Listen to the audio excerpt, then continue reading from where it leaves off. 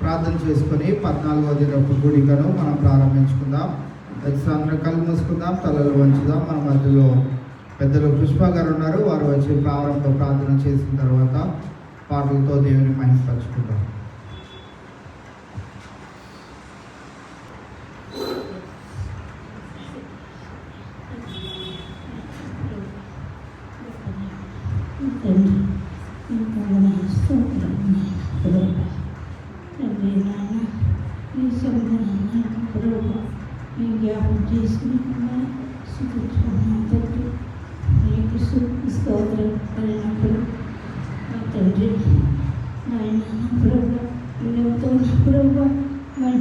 దేవుడు తండ్రి కరుణామయుడు దయా దయకరణ ప్రభా నీకేమిచ్చి నీకు శుభ్రస్తోత్రాలు నా ప్రభా. ఇక నాయన తండ్రి సఫలమైన బిడ్డలు నాయన నువ్వు తోడుకున్నాను ప్రభా. ఇవే తండ్రి నాయన పాటలో మీరు నాయన ప్రభా తండ్రి ఎవరైనా స్వరాన్ని ఇచ్చి తండ్రి నాయన నువ్వే సహాయం తండ్రి నా ప్రభా. నాయన వాక్కులో కూడా నాయన తండ్రి దయచేసి నా ప్రభా నాయన మీరు నా ప్రభా ఘోరంగా ఉండి తండ్రి నాయన ఈ వాక్యాన్ని మాకు వినిపించి తినిపించి నాయన తండ్రి నాయన మేము ఎవరు వేసుకుని పోకుండా మాకు దయచేసి తండ్రి నాయన ప్రభా జరిగి ఈ ఆరాధన అంతట్లో మీరు మా మధ్య మీరు నడిపించండి అయ్యా తండ్రి. నీకే స్తోత్రాలు అయ్యా. నీ అప్పుడంటే పాదాలు పొందినాము స్తోత్రాలు నా ప్రభా. నీ బంగారు పాదాలు బట్టి ఆధారపడుతున్నాను తండ్రి. నీకు స్తుతులు స్తోత్రాలు తండ్రి. ఈ కొద్ది పాటనయ్యా నీ పాదసంతి చేర్చుకుని త్వరగా వస్తున్న యేసు నామములు అడిగి వేడుకుంటున్నాను నా పరమ తండ్రి. ఏ పాపం ఎరగని ఓ పావనామూర్తి నా పాట. ఏ పాపమెరుగని ఓ పావనామూర్తి పాప విమోచకుండా నా పాలి దైవమా నా పాపముల కొర ఈ పాటలొందినావా. నా పాలి దైవమా నా పాపముల కొర ఈ పాటలొందినావా. ముళ్ళతో కిరీటమల్లిని శిరముపై జల్లాటముల పొందిరా. ముళ్ళ పోట్లకు శిరము తల్లడిల్లగ సొమ్మసిల్లిపోదిగ రక్షక. కళ్ళ పోట్లకు శిరము తల్లడిల్లగ సొమ్మసిల్లిపోదిగ రక్షక. కలువరి గిరిధరకు సిలువ మోయలేక కలవరము నొందినావా. సిలువనితో మోయ తులువలో వేరొకని తోడుగా నిచ్చినారా. సిలువనితో మోయ తులువలో వేరొకని తోడుగా నిచ్చినారా.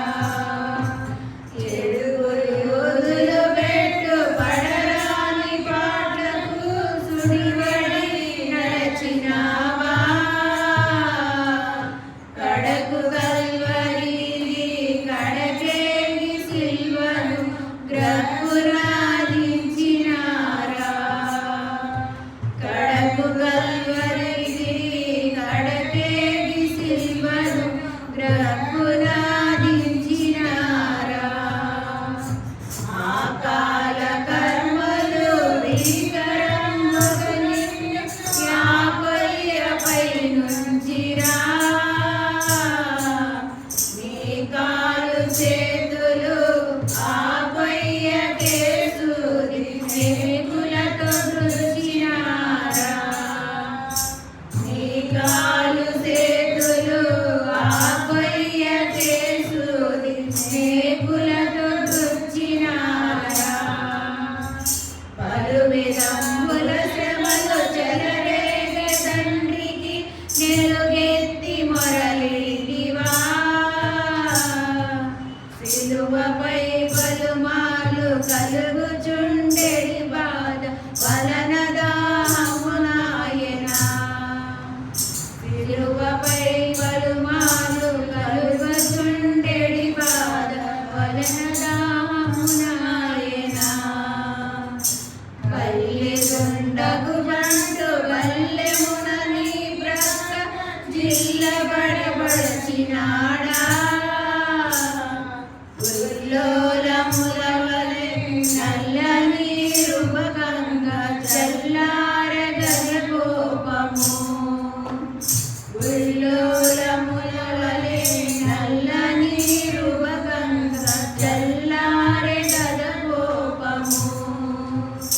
కటకట పాప సంకటము బాపుట కింద పలు బాధ నుండినావా. ఎటువంటిది ప్రేమ ఎటువంటిది శాంత నెడుల వర్ణింతు స్వామి. ఎటువంటిది ప్రేమ ఎటువంటిది శాంత నెడుల వర్ణింతు స్వామి. ఏ పాప మెరుగని ఓ పావనమూర్తి పాప విమోచకుండా. నా పాలి దైవమా నా పాపముల హోర ఈ పాటలు నొందినావా. నా పాలి దైవమా నా పాపముల హోర ఈ పాటలు నొందినావా. సిలువ చెంత చేరిన నాడు. సిలువ చెంత చేరిన నాడు కలుషములను కడిగి వేయు. సిలువ చెంత చేరిన నాడు కలుషములను కడిగి వేయు. కలువలెను శిలావలెను కలువలెను శిలావలెను సిద్ధపడిన భక్తుల చూచి. సిద్ధపడిన భక్తుల చూచి. సిలువ చెంత చేరిన నాడు కలుషములను కడిగి వేయు. కొండలాంటి బండలాంటి మొండి హృదయము ఖండించు. కొండలాంటి బండలాంటి మొండి హృదయము ఖండించు. కన్నీయున బాపులనైనా కన్నీయున బాపులనైనా విలసుచుండే పరము చేరా. విలసుచుండే పరము చేరా. సిలువ చెంత చేరిన నాడు కలుషములను కడిగి వేయు. వందాగరెలా మందల నుండి ఒకటి తప్పి ఒంటరియాయే. వందాగరెలా మందల నుండి ఒకటి తప్పి ఒంటరియాయే. 99 గొర్రెల విడచి 99 గొర్రెల విడచి ఒంటరి అయిన గొర్రెను వెదకెను. ఒంటరి అయిన గొర్రెను వెదకెను. సిలువ చెంత చేరిన నాడు కలుషములను కడిగి వేయు. తప్పిపోయిన కుమారుని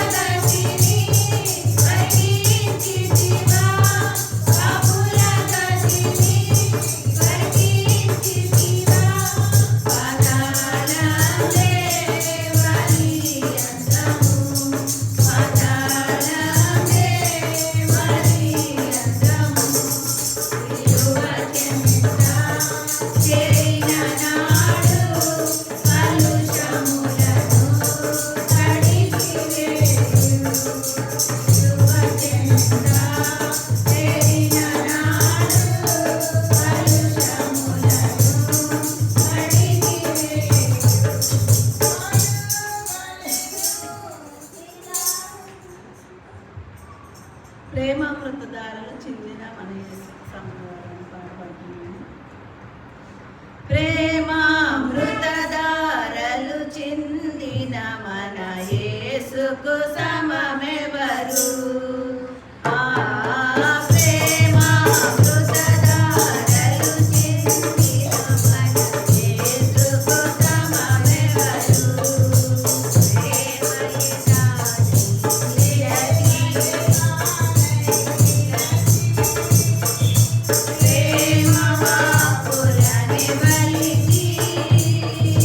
ప్రేమతో ప్రాణము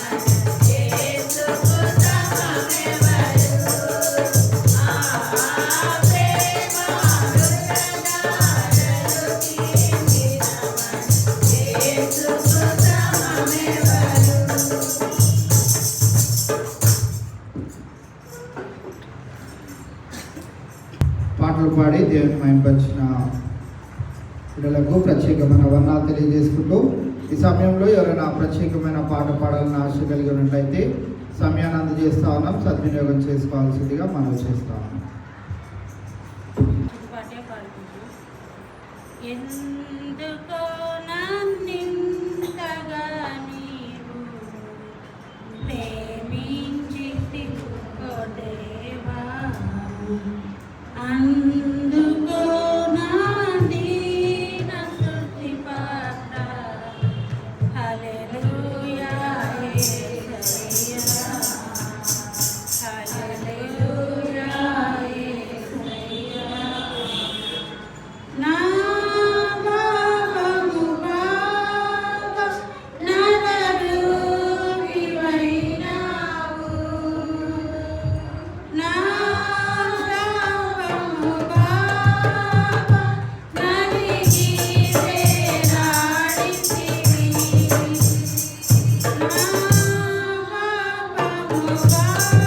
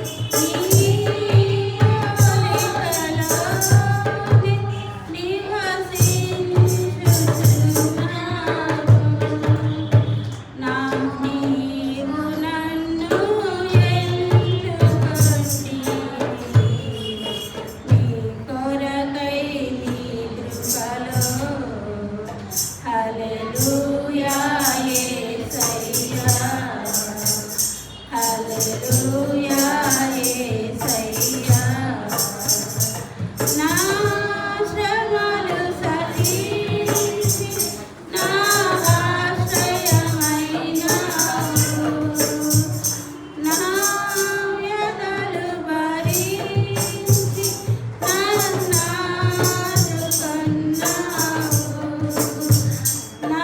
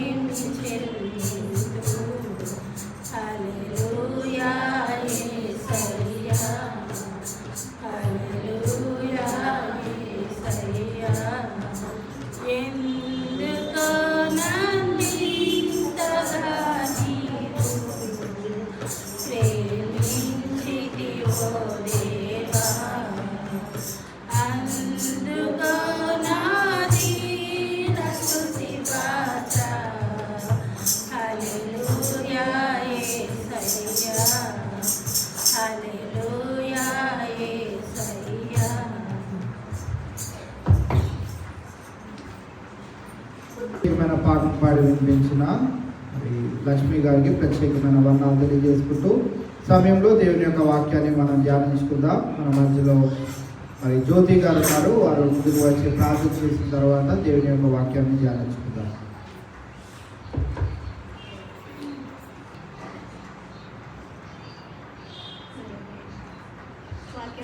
ప్రార్థన చేసుకుందాం. స్తుతి స్తుతి స్తుతి స్తుతి స్తోత్రం స్తోత్రం స్తోత్రం స్తుతిగా శుక్రతానికి వేలాది వందనాలు స్తుతులు స్తోత్రాలు తండ్రి ప్రభా. పోయిన వారం నుంచి వారం వరకు నీ సజీవులలో కాచి కాపాడేందుకు హృదయానికి వేలాది వందనాలు స్తుతులు స్తోత్రాలు తండ్రి ప్రభా. పాటలో మీరే తోడు నేనుగా ఉన్నారు తండ్రి ప్రభా. ఇదిగో తండ్రి ప్రభా ఈ సెలవు దానిలో తండ్రి ప్రభా యేసయ్య మమ్మల్ని కూడి నీ సన్నిధిలో మొరపెట్టుకునే భాగ్యాన్ని మాకు దయచేసి దేవానికి వేలాది వందనాలు స్తుతులు స్తోత్రాలు తండ్రి ప్రభా. వాక్యం ఎత్తుపోతుండగా తండ్రి ప్రభా అయ్యా వినగలిగిన వాక్యం గ్రహింపగలిగిన మనసును దయచేయండి తండ్రి ప్రభా. నేను విడిచిపెట్టుకుంటుంది తండ్రి ప్రభా. నేను నీ వాక్యానుసారంగా నడిచి నీ రాజ్యంలో చోటు సంపాదించుకున్న భాగ్యాన్ని దయచేయండి తండ్రి ప్రభా. ఇంకా ఎంతమంది రాలేకపోయినారో తండ్రి ప్రభా వాళ్ళందరినీ తరపున రప్పించండి తండ్రి ప్రభా. ఈ చిన్న స్థితి ఆరాధన పాల్సని చేర్చుకుని ఏ స్నామంలో అడుగుతున్నాం తండ్రి. 14వ దినంలోనికి దేవుడు మనల్ని ప్రవేశపెట్టిన విధానాన్ని బట్టి దేవాది దేవునికి వందనాలు తెలియజేసుకుంటూ ఈ దినానికి ఏర్పాటు చేయబడిన లేఖన భాగము ఇర్మియా గ్రంథము 9వ అధ్యాయము 23-24 వచనాలను చదువుకొని ధ్యానించుకుందాం. ఇర్మియా గ్రంథము 9వ అధ్యాయము 23-24 వచనాలు. యెహోవా ఇలాగు సెలవిచ్చుచున్నాడు, జ్ఞాని తన జ్ఞానమును బట్టి, సూర్యుడు తన శౌర్యమును బట్టి అతిశయింపకూడదు. ఐశ్వర్యవంతుడు తన ఐశ్వర్యమును బట్టి అతిశయింపకూడదు. అతిశయించువాడు దేనిని బట్టి అతిశయింపవలనగా భూమి మీద కృప చూపుచు నీతి న్యాయములు జరిగించుచున్న యెహోవాను నేనే అని గ్రహించి నన్ను పరిశీలనగా తెలుసుకొనుట బట్టియే అతిశయింపవలెను. అట్టి వాటిలో నేను ఆనందించువాడనని యెహోవా సెలవిచ్చుచున్నాడు. ఇవాళ ఇర్మియా ప్రవక్త ద్వారా తెలియజేయబడుతున్న లేఖనాల్లో నుంచి మనము గమనించ ఒక ప్రాముఖ్యమైన అంశం ఏమనగా ఆయనను తెలుసుకొని ఆయనను తెలియజేయవలసిన వారమై ఉన్నాం. ఏంటిది? ఆయనను తెలుసుకొని ఆయనను తెలియజేయవలసిన వారమై ఉంటారు. మొట్టమొదటిగా మనం ఏం చేయాలి? ఆయన ఎవరో తెలుసుకోవాలి. తెలుసుకున్న మనం ఏం చేయాలి? ఆయన ఎవరో తెలియని వారికి ఆయన ఎవరో తెలియచేయాలి. ఇవాళ మనము లేఖనాల్లో నుంచి గమనించగలిగినట్లయితే దేవుడు ఇర్మియా భక్తుని ద్వారా సెలవిస్తున్న మాటను మనం ఇవాళ చూస్తా ఉన్నాం.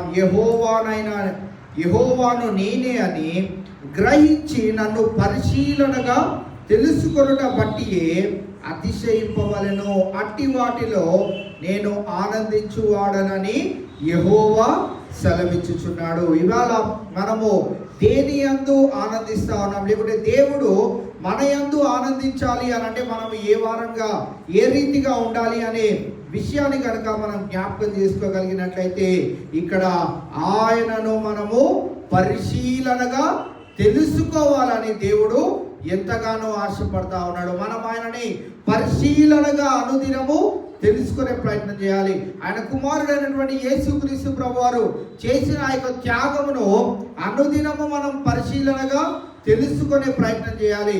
మనలో ఇవ్వబడిన పరిశుద్ధాత్మ దేవుణ్ణి అనుదినము మనము పరిశీలనగా తెలుసుకొనుటకు ప్రయత్నం చేయాలి. నేడు ఈ దినాన మనము జ్ఞాపకం చేసుకునే ప్రాముఖ్యమైన విషయం ఏమనగా, జ్ఞాని తన జ్ఞానమును బట్టి, శూరుడు అనగా బలవంతుడు తన బలమును బట్టి అతిశయింపకూడదు.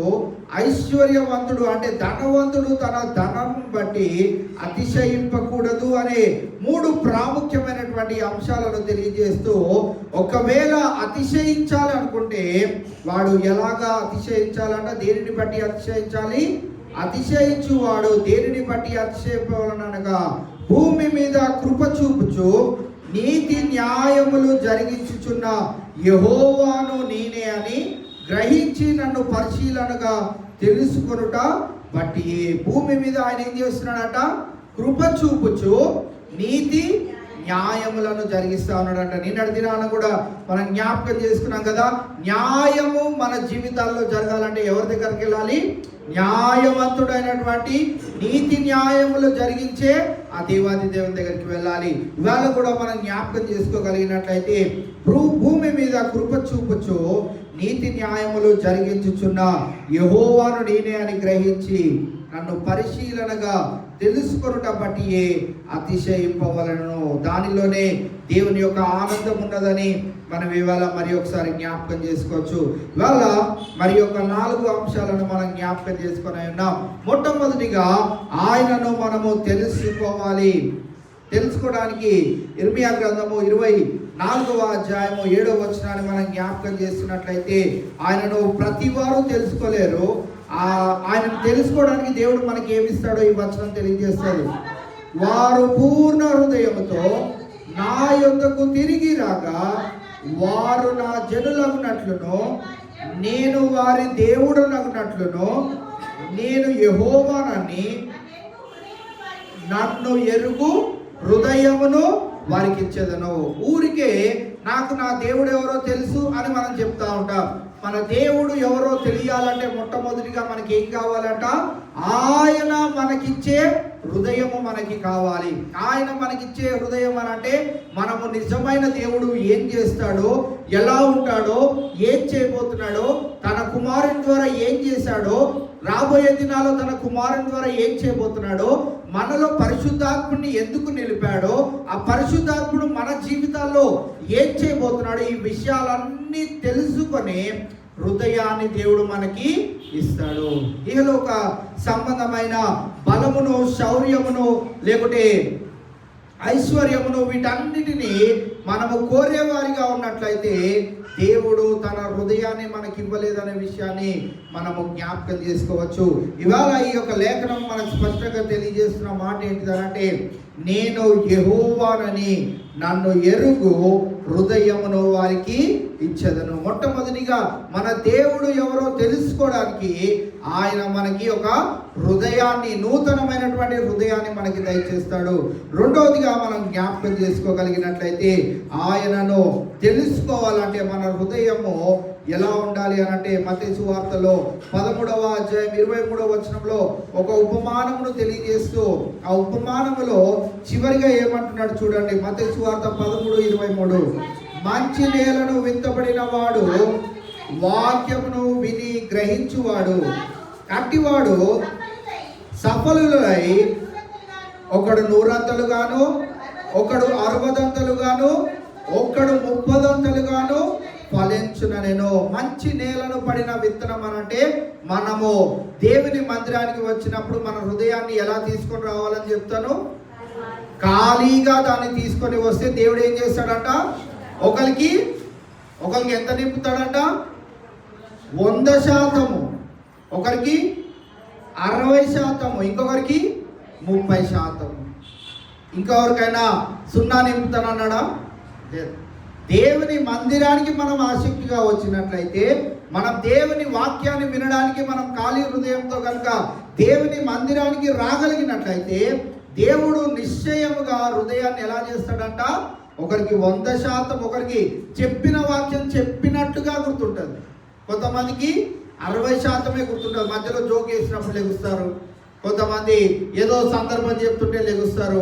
ఎవరికి యాక్సిడెంట్ అయిందంట అని చెప్పినప్పుడు లెగుస్తూ ఉంటారు. 60% నింపబడుతుంది. కొంతమందికి 30%. ఎవరో పక్కన వాళ్ళు ఇలా అంటే కానీ వాళ్ళకి ఎంత ఎక్కుతుంది? 30%. ఇంకా కొంతమంది వాళ్ళే దేవుని మందిరానికి వచ్చిన మనకి నిశ్చయముగా దేవుడు దీనిని చాలాసార్లు మన ప్రార్థనలో ఏమని చేస్తామనంటే, దేవా నీ యొక్క దీవెనలు 100%, 60%, 30% ఇవ్వు అని మనం ప్రార్థన చేస్తూ ఉంటాం. ఇక్కడ తెలియజేయబడిన ఆ యొక్క సారాంశంను కనుక మనం జ్ఞాపకం చేసుకోగలిగినట్లయితే, దేవుని యొక్క వాక్యపు నింపుదలను గురించి తెలియజేస్తా ఉన్నాడు. మంచి నేల అంటే ఖాళీ హృదయము. మరి ఏదైనా మనం విత్తాలంటే చెత్తలో విత్తగలుగుతామో? మనము చెత్తలో విత్తనాలు వేసామనుకోండి, ఏమవుతుంది?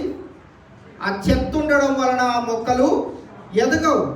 రాళ్ళ మీద మనం విత్తనాలు వేసామనుకోండి, ఏమవుతుంది? ఏమి కావు. ముళ్ళ పొదల్లో వేసామనుకోండి, ఏమైనా అవుతుందా? ఆ ఉపమానమునే తెలియజేసుకుంటూ వస్తున్నాడు. మన హృదయాన్ని కూడా అనేకమైనటువంటి ఇబ్బందులతో, కష్టాలతో, నష్టాలతో, వాటన్నిటితో నింపుకొని దేవుని మందిరానికి వచ్చామనుకోండి, నింపుతాడా? దేవుని వాక్యము నిండనే నిండదు. ఇవాళ మనము దేవుని మందిరానికి వస్తున్నప్పుడు మంచి నేల, ఖాళీగా దున్నబడి, మరి విత్తనాలు వేసి పొలమును సేద్యపరచడానికి రెడీగా ఉన్నటువంటి ఆ యొక్క నేల మీద విత్తనాలు వేసామనుకోండి, అవి ఫలించి ఫలభరితం అవుతాయి అనే విషయాన్ని ఇక్కడ తెలియజేయడం మనం చూస్తా ఉన్నాం. మనము దేవుని తెలుసుకోవాలంటే మనం దేవుని మందిరానికి ఎలా రావాలి?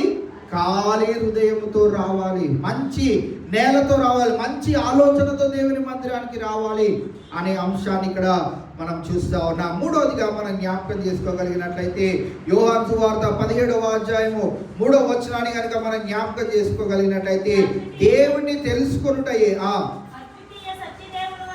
అద్వితీయ సత్యదేవుడవైన నిన్ను పంపిన యేసుక్రీస్తును ఎరుగుటయే నిత్య జీవము. మూడవదిగా ఆయనని తెలుసుకున్నామనంటే ఏం తెలుసుకున్నట్ట? నిత్య జీవాన్ని కనుగొనిన వారమే. అక్కడ మనం గమనించినట్లయితే, అద్వితీయ సత్యదేవుడవైన నిన్నును నీవు పంపిన యేసుక్రీస్తును ఎరుగుటయే నిత్య జీవము. ఇవాళ దేవుని తెలుసుకున్నాము అని అంటే ఏం తెలుసుకున్నట్లు? మనము నిత్య జీవము ఎలా ఉండబోతుందో, నిత్య జీవంలో ఎవరు ఉండబోతున్నారో, అసలు నిత్య జీవంలో నేను చేరుతానో లేదో అని ముందుగా మనము తెలుసుకోగలుగుతాం. కావున ఈవేళ దేవుణ్ణి తెలుసుకోవడం అనంటే మొట్టమొదటిగా ఆయన మనకి నూతనమైన హృదయాన్ని ఇస్తేనే కానీ మనం ఆయనను తెలుసుకోలేము. రెండవదిగా మనం గమనించినట్లయితే, మంచి నేల వలె మంచి హృదయంతో, ఖాళీ హృదయంతో దేవుని మందిరానికి వస్తే కానీ మనం దేవుని తెలుసుకోలేము. మూడవదిగా ఆయనను తెలుసుకున్నాము అనంటే మనము నిత్య జీవాన్ని కూడా తెలుసుకున్నట్లే. రెండవ అంశాన్ని మనం గమనించినట్లయితే, ఆయన వాక్యమును తెలుసుకోవడం, నోయింగ్ హిస్ వర్డ్. ఆయన వాక్యమును ఎవరు తెలుసుకోగలుగుతారు అని అంటే, పేతురు రాసిన 2వ పత్రిక 3వ అధ్యాయము 18వ వచనాన్ని మనం గమనించినట్లయితే, పేతురు రాసిన 2వ పత్రిక 3వ అధ్యాయం 18వ వచనం,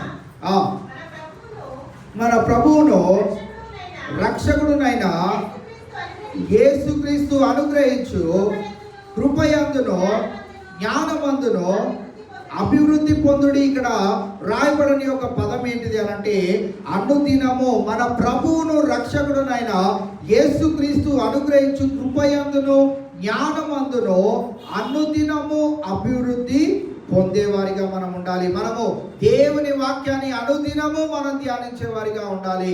మనం దేవుని వాక్యాన్ని అనుదినము ధ్యానించినట్లయితే మనం ఆయన వాక్యము ఏం చెప్తా ఉన్నదో, ఇతరులకు నేను ఏం చెప్పాలో ఆ వాక్యమే మనకు జ్ఞాపకం చేస్తుంది. ఇవాళ మనము ఆయన వాక్యమునందు అనుదినము దానిని పఠించే వారిగా ఉండాలి అని ఇక్కడ రాయబడుతున్న మాట ఏంటిది అని అంటే, అనుగ్రహించు కృపయందును జ్ఞానమందును మనం అభివృద్ధి పొందాలి అని అంటే, అభివృద్ధి పొందాలి అని అంటే రోజు కష్టపడాలా? నెలకు ఒకసారి కష్టపడితే చాలా?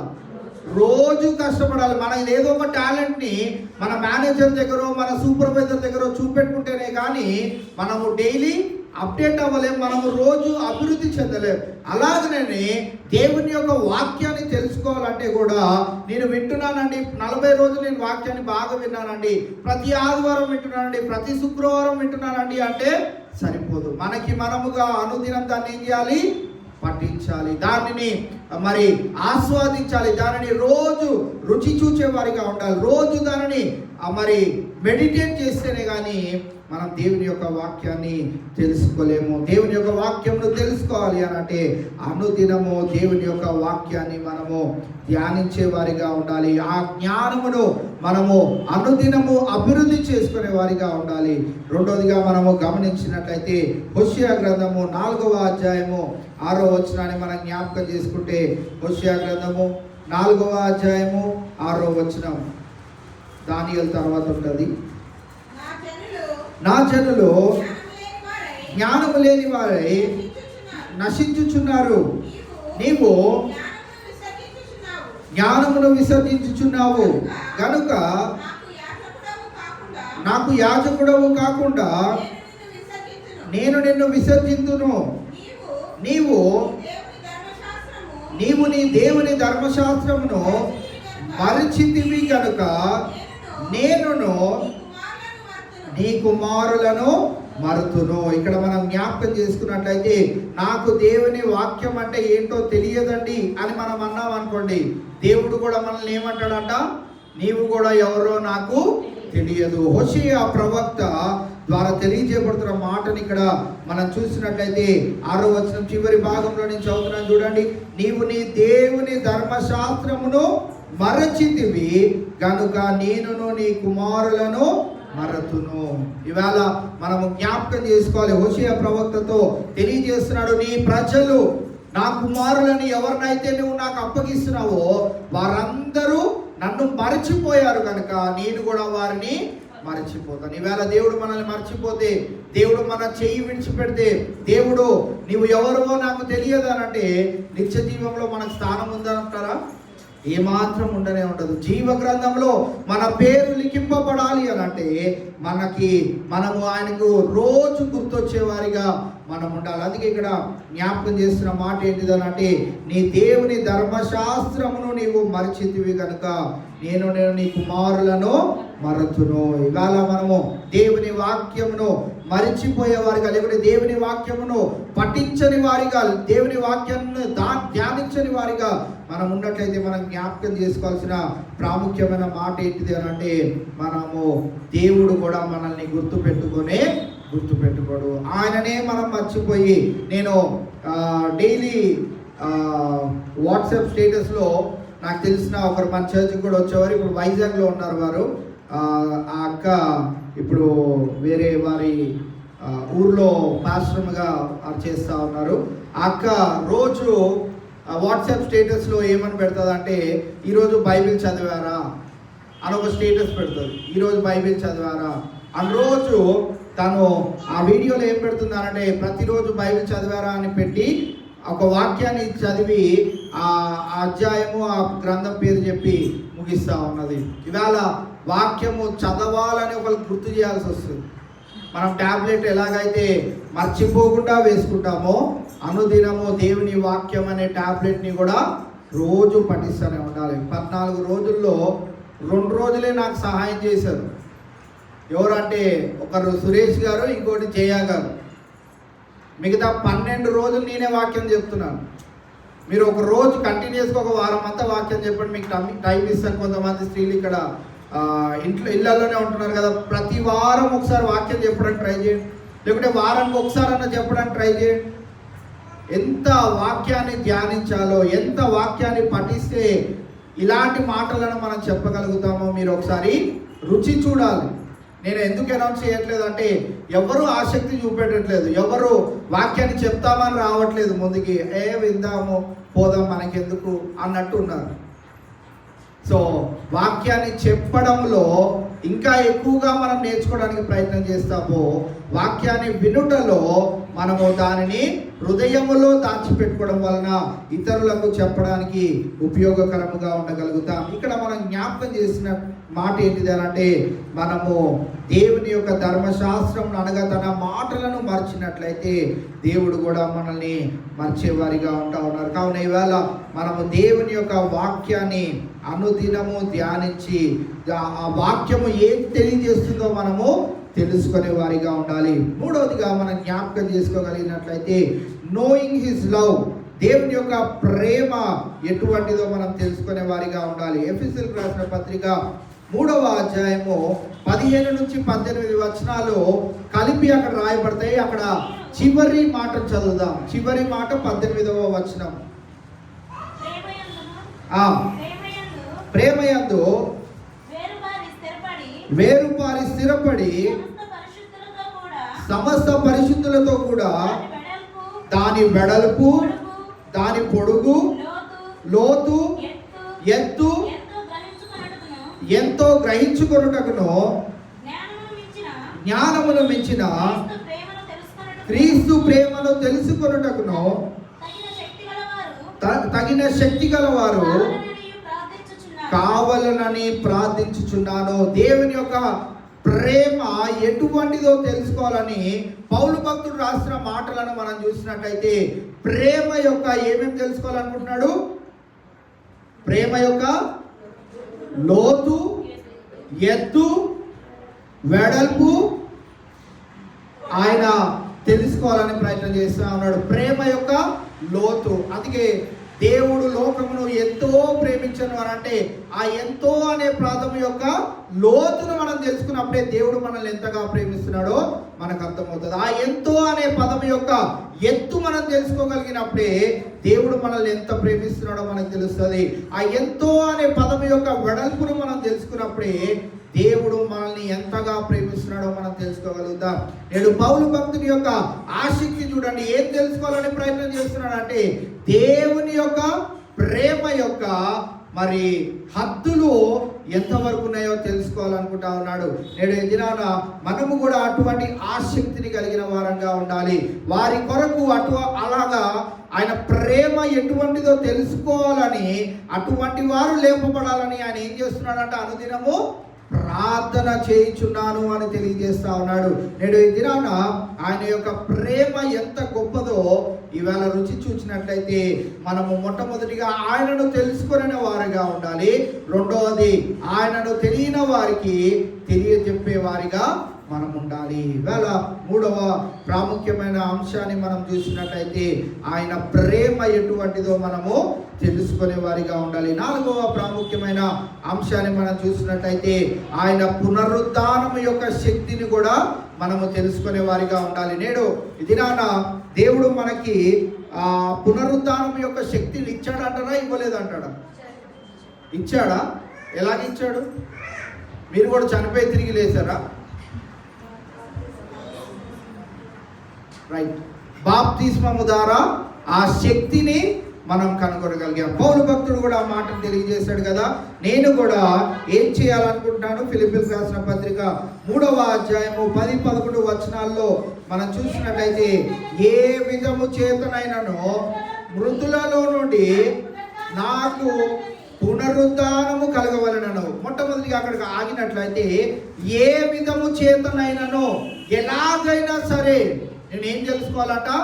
మృతులలో నుండి నేను పునరుద్ధానము ఎలా పొందుకోవాలి అని ఆసక్తి చూపెడుతున్న పౌలు భక్తుని యొక్క మాటలను ఇక్కడ మనం చూస్తా ఉన్నాం. నేను పునరుద్ధానము ఎలా పొందుకోవాలి అని ఏ విధము చేతనైనను మృతులలో నుండి నాకు పునరుద్ధానము కలగవలెనని ఆయన మరణము విషయములో నానా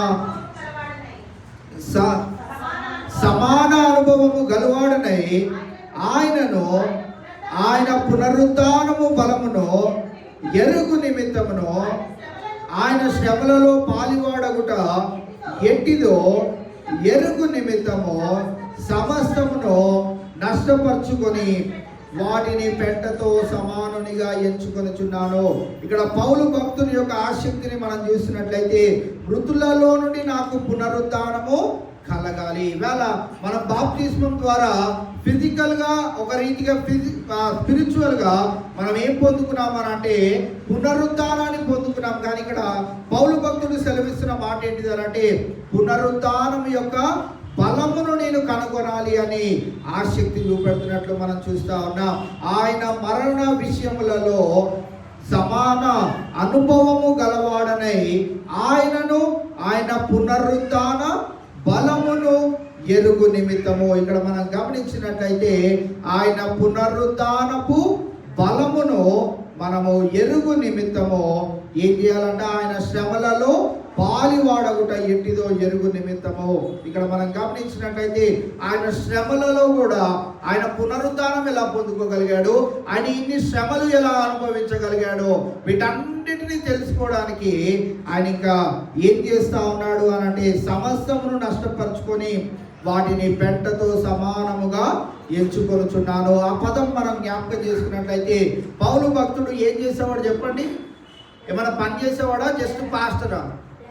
డేరాలు కుట్టుకుంటూ ఆయన ఏం చేసేవాడు అంటే ఏ సంఘంలో ఏ ఇబ్బంది లేకుండా, ఆయన వెళ్ళినప్పుడు ఎవరికి ఏమీ ఆటంకం లేకుండా ఆయన డేరాలు కుట్టుకుంటూ ఎవరిపైన నేను ఆధారపడట్లేదు అని మరి ఆయన తన పనిని లేకుంటే తన యొక్క జీతమును తనకు తానుగా సంపాదించుకునేవాడు. ఈ ఫిలిప్పీలకు రాసిన పత్రికలోనికి వచ్చేటప్పటికి ఇక్కడ అంటున్న మాట ఏంటంటే సమస్తమును నష్టపరుచుకొని వాటిని పెంటతో సమానముగా ఎంచుకొనుచున్నాను. ఇంకా ఏ పని నాకు వద్దు, ఒకటే ఒక పని నాకు కావాలి. ఏంటిదనంటే మృతులలో నుండి పునరుద్ధానము యొక్క బలము ఎలాగ నేను పొందుకోవాలి, ఆయన ఇన్ని శ్రమలు ఎలా పొందుకోగలిగాడు, వీటన్నిటిని నేనేం చేయాలి? తెలుసుకోవాలి. ఇంకా నా ప్రయత్నం అంతా ఏమై ఉన్నదంటే ఇదొకటే నా ప్రయత్నము, ఇదొకటే నేను అనుదినము చేయాలనుకుంటున్న పని అని మరి పౌలు భక్తుడు జ్ఞాపకం చేసినట్లు మనము చూస్తా ఉన్నాం. ఇవాళ పునరుద్ధానము యొక్క బలమును మనము కూడా తెలుసుకునే వారిగా ఉండాలి. పునరుద్ధానం యొక్క బలమును మనము కనుగొంటేనే మనము మరి ఎత్తపడే గుంపులో ఉండగలుగుతామనే విషయాన్ని కూడా మనము జ్ఞాపకం చేసుకోవాలి. ఇంత భక్తిపరుడుగా ఉన్న పౌలు భక్తుడే అసలు యేసుక్రీస్తు ప్రభువారు ఎలాగ పునరుద్ధానుడయ్యాడు అని మరి తాను ఆయన జీవితంలో నుండి నేను కూడా పునరుద్ధానపు బలాన్ని పొందుకోవాలి అని ఆయన శ్రమలన్నిటిలో ఆయన మరణ విషయములలో నేను కూడా సమాన అనుభవము గలవాడనే జీవించాలని సమస్తము నష్టపరుచుకొని పెంటతో సమానముగా ఎంచుకొనుచున్నాను అని పౌలు భక్తుడు సెలవు ఇవ్వడం మనం చూస్తూ ఉన్నాం. నేటి ఈ దినాన మనం జ్ఞాపకం చేసుకోవాల్సిన 4 ప్రాముఖ్యమైన అంశాలు ఏంటివి అంటే మొట్టమొదటిగా ఆయనను మనము తెలుసుకోవాలి. మరి రెండవదిగా ఆయన వాక్యము ఏం చెప్తుందో అది మనం తెలుసుకోవాలి. మూడవదిగా ఆయన ప్రేమ ఎటువంటిదో దానికి కొలమానం ఏంటిదో తెలుసుకోవాలి. నాలుగవదిగా ఆయన ఎలాగా పునరుద్ధానము చెందాడో ఆ పునరుద్ధానపు యొక్క శక్తిని కూడా మనము తెలుసుకునే వారిగా ఉన్నప్పుడు మన దేవుడు ఎవరో మనకు తెలుస్తుంది. మన దేవుడు ఎవరో మనకి తెలిసినప్పుడు ఎవరికైతే ఆయన తెలియదో వారందరికీ మనము ఆయన గురించి చెప్పగలిగే స్థితిలో మనం ఉండగలుగుతాం. గలతీయులకు రాసిన పత్రిక 6వ అధ్యాయం 14వ వచనాన్ని కూడా మనం చదివినట్లయితే అయితే మన ప్రభు అయిన యేసుక్రీస్తు సిలువ యందు తప్ప మరి దేని యందునో అతిశయించుట నాకు దూరమవును గాక. దాని వలన నాకు లోకమునకు నేనును సిలువ వేయబడి ఉన్నాము. పౌలు భక్తుడు సెలవిస్తున్న మాటను అక్కడ మనము చూసినట్లయితే యేసుక్రీస్తు ప్రభువారిని తెలుసుకొనుట కంటే ఏది నాకు ఎక్కువ కాదు అని అక్కడ మరి ఆ మాటలను మనం చూస్తూ ఉన్నాం. కావున ఇవాళ మనం జ్ఞాపకం చేసుకోగలిగినట్లయితే మనకు దేవుని కంటే ఏది ఎక్కువ కాదు అని మనం ఆసక్తిగా మనము జీవించగలిగినప్పుడు దేవుడు సమస్తమును మనకు దయచేయగలుగుతాడు. మనము ఈ లోకంలో ఉన్న అన్నీ నాకు ఎక్కువ అని అనుకున్నప్పుడు దేవుణ్ణి మనం తక్కువ చేసే వారిగా ఉంటాం కనుక ఆ నిత్య జీవానికి మనము వారసులము కాలేము. నేడు ఈ దినాన మనము ఆయనను తెలుసుకున్నట్లయితే ఆయనను తెలియని వారికి ఆయనను తెలియజేయవలసిన వారమై ఉంటా ఉన్నాం. కావున ఈవేళ ఆయనను తెలుసుకోవాలని అతిశయముతో మనం జీవించాలి. ఆయన తెలుసుకోవాలని ఆసక్తి కలిగి మనం జీవించాలి. ఇవాళ ఆయన ఎవరో మనం తెలుసుకొని ఉన్నప్పుడు మనము ఖాళీ హృదయముతో మరి మంచి నేల మీద పడ్డ విత్తనముల వలె మనం ఖాళీ హృదయంతో వస్తే దేవుడు తన వాక్యంను ఎలా నింపుతాడంట? 100 అంతలుగా మనలో నింపుతాడు. మన ఆసక్తి ఎలా ఉండాలంటే ఈ దినాన నేను నా పనులన్నింటినీ మానుకొని నీ మందిరానికి వెళ్తున్నాను కనుక నీ వాక్యము నా హృదయంలో ఎంతగా నింపాలి? నూరంతలుగా నింపబడాలి, ఆ వాక్యాన్ని నేను మర్చిపోకూడదు అన్న ఆ ఆసక్తితో మనము దేవుని మందిరానికి రాగలగాలి. ఇవాళ మనం అలా రాగలిగినప్పుడే మన దేవుడు ఎవరో మనం తెలుసుకోగలుగుతాం. మన దేవుడుని చాటించడానికి కూడా మనము ఆ ధైర్యాన్ని పొందుకోగలుగుతాం. కావున ఈవేళ చెప్పబడిన 4 ప్రాముఖ్యమైన అంశాలను ఈ లోకంలో అనేకులకు తెలియజేయ బద్దులమై మనం ఉంటా ఉన్నాం. కావున అటు రీతిగా మనమందరము ముందుకు కొనసాగినట్లు పరిశుద్ధాత్మ దేవుడు ఈ దినాన విన్న వాక్యమును మన వెనుకల్లో భద్రపరచును గాక. ఆమేన్.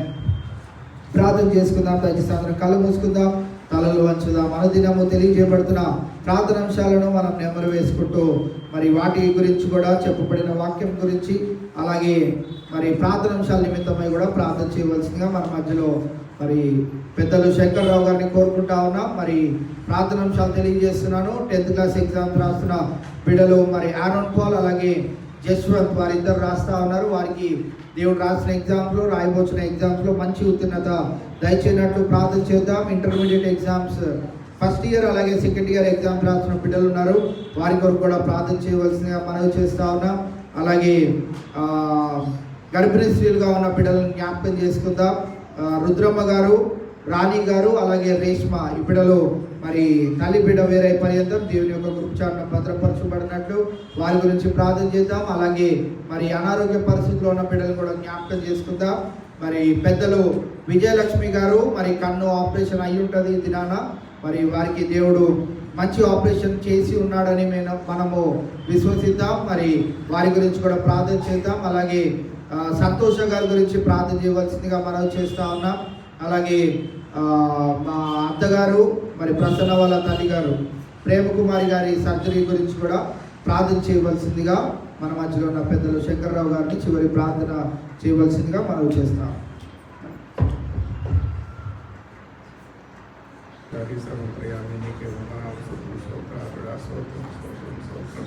తండ్రి ఉదయకాలం మొదలుకొని తండ్రి సాయంకాల సమయంలో కాపాడే విధానాన్ని బట్టి తెలియని వందనాలు స్తుతులు స్తోత్రాలు. తండ్రి సాయంకాల సమయంలో తండ్రి మా సంఘానికి పాదాలు చెంద చేయి తండ్రి నేను స్తుతించే భాగ్యం కలగజేసినందుకు లెక్కలేని వందనాలు స్తుతులు స్తోత్రాలు.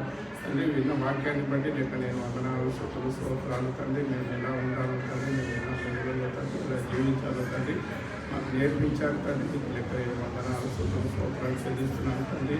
ఆయన శివ జ్ఞానంలో తండ్రి నాయన మేము ప్రతిరోజు తండ్రి నీ ఆలయంలో గడిపే కృపను మాకు దయచేయండి తండ్రి. వచ్చిన వాళ్ళని బట్టి లెక్కలేని వందనాలు స్తుతులు స్తోత్రాలు తండ్రి. ఆయన ఎగ్జామ్స్ రాస్తున్న బిడ్డలను బట్టి మీకే వందనాలు స్తుతులు స్తోత్రాలు తండ్రి. 10th క్లాస్ ఎగ్జామ్ రాస్తున్నా అది పాస్ చేసుకోవాలి ఇంకా చూడండి తండ్రి. నైనా మంచి మార్కులతో పాస్ అయ్యే కృపను దయచేయండి. ఇంటర్మీడియట్ ఎగ్జామ్స్ రాస్తున్న బిడ్డలను కూడా తండ్రి, ఫస్ట్ ఇయర్ సెకండ్ ఇయర్ రాస్తున్న బిడ్డలను కూడా మీరు చూడండి తండ్రి. గర్భిణీ స్త్రీలను బట్టి తండ్రి నీకు లెక్కలేని వందనాలు. ఆ బిడ్డలు తండ్రి నీకు పాత సన్నిధిలో తెస్తున్నాను తండ్రి. నైనా ప్రతి ఒక్కరి తండ్రి నైనా గర్భిణీ స్త్రీలను తండ్రి నేను చక్కటైన తండ్రి డెలివరీ అయ్యే కృపను దయచేసి తల్లి బిడ్డలను క్షేమంగా చూసే కృపను మీరు దయచేయండి తండ్రి. రోగుల గురించి వేడుకుంటున్నాను తండ్రి. ఎవరైతే అనారోగ్యంతో ఉన్నారో తండ్రి నైనా వాళ్ళు బాగు చేసే కృపను మీరు దయచేయండి తండ్రి. అలాగే తండ్రి కాళ్ళ నొప్పులతో బాధపడుతున్న ప్రశాంత్ వాళ్ళ తల్లిని కూడా మీరు చూడండి తండ్రి. నేను ఆ బిడ్డ కూడా కృపను మీరు దయచేయండి తండ్రి.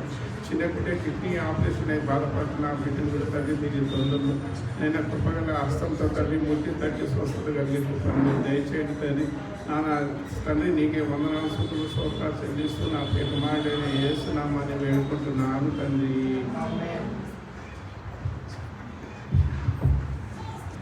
ఈ కూడిక ఇంతటితో ముగిసిందని తెలియజేస్తా ఉన్నాం. తిరిగి రేపటి దినాన సాయంకాలం 7:30 గంటలకు 15వ దినపు కూడికలో మనం అందరం పాలిభాగస్సులమవుతాం.